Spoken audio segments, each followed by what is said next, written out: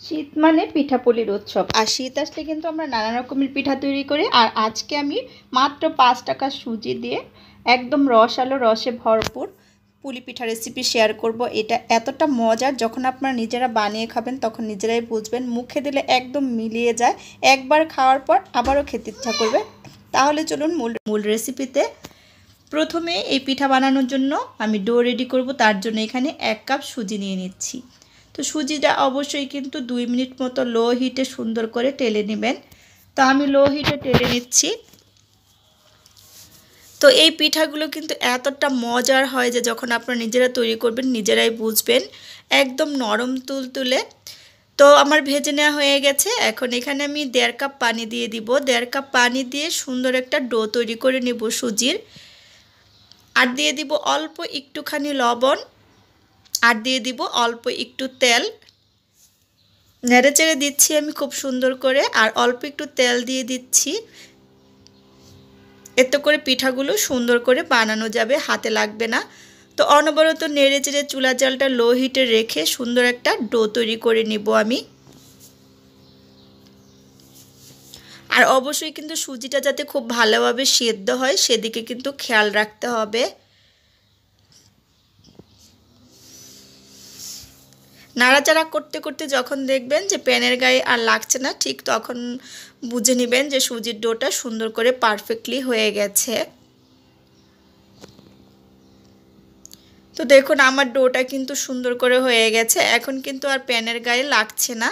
তো আমি আপনাদেরকে হাত দিয়ে চেক করে দেখাচ্ছি। তো ডোটা আমি চুলা থেকে এখন নামিয়ে নিব। আর এদিক দিয়ে আমি পুরটা রেডি করে নিব। তার জন্য 1 কাপ নারকেল কোড়া নিয়ে নিয়েছি, এখানে 1/3 কাপ পরিমাণ গুঁড়া দুধ, আর নিয়েছি 1/4 কাপ পরিমাণ চিনি। এগুলো খুব সুন্দর করে এখন মিশিয়ে নিব। তো চামচ দিয়ে ভালোভাবে মেশানো যাচ্ছে না, এই কাজটা আমি এখন হাত দিয়ে করে নিব। হাত দিয়ে খুব সুন্দর করে মিশিয়ে নিব। আর অবশ্যই কিন্তু এরকম একটা পুর দিয়ে আপনারা এই পিঠাগুলো তৈরি করবেন, দেখবেন অসাধারণ লাগে খেতে। এই পুরটা কিন্তু খুবই ভালো লাগে, অসাধারণ হয়। আমার পুরটা কিন্তু রেডি করে নেওয়া হয়ে গেছে। এটা এখন সাইডে রেখে দিব। আর সেই যে ডোটা আমি রেডি করে রেখেছি এটা কিছুটা ঠান্ডা হয়ে গেছে, হালকা গরম আছে। এই অবস্থাতেই খুব সুন্দর করে হাতের মধ্যে ঘি মেখে আমি খুব সুন্দর করে ডোটা আমি মথে নিব, মানে খুব ভালোভাবে ডোটা আমি মথে রেডি করে নিব সফট করে। আমার ডোটা মথে নেওয়া হয়ে গেছে। এখন পিঠাগুলো বানিয়ে নিব। তার জন্য অল্প একটু নিয়ে হাতে সুন্দর করে আমি গোল করে নিয়েছি। অবশ্যই কিন্তু একদম মসৃণ করে রুটিগুলো তৈরি করবেন এভাবে হাত দিয়ে, তারপর পিঠাগুলো তৈরি করবেন। আর সুজির এভাবে পুলি পিঠা বানানো কিন্তু খুব সহজেই কিন্তু বানিয়ে নেওয়া যায়, কারণ সুজির ডোটা কিন্তু একদম সুন্দর থাকে, সফট থাকে।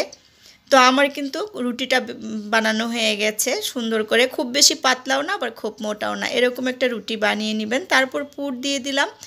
এখন আমি পিঠার মুখটা খুব ভালোভাবে সিল করে নিচ্ছি। অবশ্যই খুব ভালোভাবে সিল করে নেবেন, না হলে কিন্তু পুরটা তেলে ভাজার সময় বের হয়ে আসবে। এভাবে সিল করে নিয়ে তারপর আমি হাত দিয়ে দেখুন ডিজাইন করে নিচ্ছি পুলি পিঠার মতো। তো ইন্ডিয়ানরা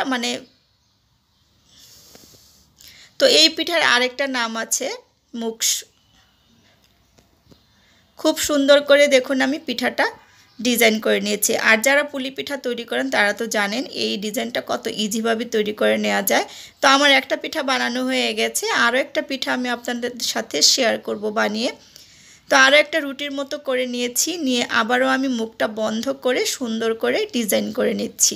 ডিজাইনটা আপনারা আপনাদের পছন্দ মতো যে যেরকম ইচ্ছা সেরকম করেই কিন্তু করতে পারবেন।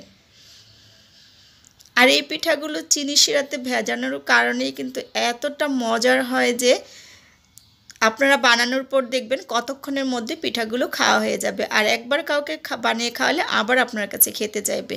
তো সবগুলো পিঠা আমি বানিয়ে নিয়েছি, দেখুন কত সুন্দর লাগছে পিঠাগুলো দেখতে। এখন আমি চিনির শিরাটা তৈরি করে নেব প্রথমে। তার জন্য চুলাতে প্যান বসিয়ে দিয়েছি।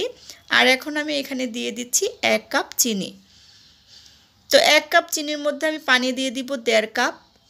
আর এই চিনির শিরাটা কিন্তু খুব ঘন হবে না, আবার খুব পাতলাও না, মানে আঠালো টাইপের একটা শিরা বানাতে হবে। 1 তার বা 2 তারের শিরা বানানোর কোনো প্রয়োজন নেই। হাতে নিয়ে দেখবেন একটু আঠালো টাইপের হলেই হবে। 2টা এলাচ আর 1 চা চামচ পরিমাণ ঘি দিয়ে দিলাম সুন্দর একটা ফ্লেভারের জন্য। তো সুন্দর করে বলক উঠিয়ে নিয়েছি। বলক ওঠার পর আর 4 থেকে 5 মিনিট আমি শিরাটা জাল করব। এর থেকে বেশি কিন্তু আর জাল করার প্রয়োজন নেই।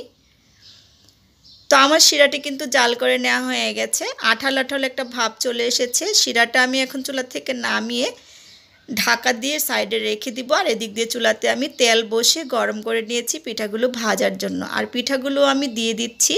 বেশি করে পিঠা দিতে যাবেন না একসাথে, আমি 4টার মতো দিয়েছি। যেহেতু সুজির পিঠা একটু নরম থাকে, তেলটা একটু ভালোভাবে গরম করে তারপর পিঠাগুলো দিয়ে দিবেন, না হলে কিন্তু পিঠাগুলো ভাজার সময় ভেঙে যাবে। আর অল্প অল্প করে ভেজে নেবেন, একসাথে বেশি দিতে যাবে না, তাহলেও কিন্তু ভেঙে যেতে পারে। তো এপাশ ওপাশ করে উল্টিয়ে আমি পিঠাগুলো 4 মিনিটের মতো ভেজে নেব। খুব বেশি কিন্তু ভাজার প্রয়োজন নেই পিঠাগুলো, কারণ এই পিঠাগুলো কিন্তু এমনিতেই নরম তুলতুলে হয়। আপনি যদি মুচমুচে করেও ভাজেন তারপরেও নরম তুলতুলে হবে শিরাতে দিলে। তো হালকা একটা বাদামি কালার করে পিঠাগুলো আমি ভেজে নিচ্ছি। এগুলো আমি উঠিয়ে নিচ্ছি তেল থেকে। বাকি পিঠাগুলো আমি এভাবে ভেজে নেব। আর গরম গরম থাকা অবস্থায় পিঠাগুলো কিন্তু শিরাতে দিয়ে দিতে হবে। তো 4টার মতো আরও আমি তেলে দিয়ে দিব, আর এগুলো আমি শিরাতে ভিজিয়ে নেব। আর সবগুলো পিঠাই আমি সেমভাবে ভেজে ভেজে ভেজে গরম শিরাতে, হালকা গরম শিরাতে আমি পিঠাগুলো দিয়ে দিব।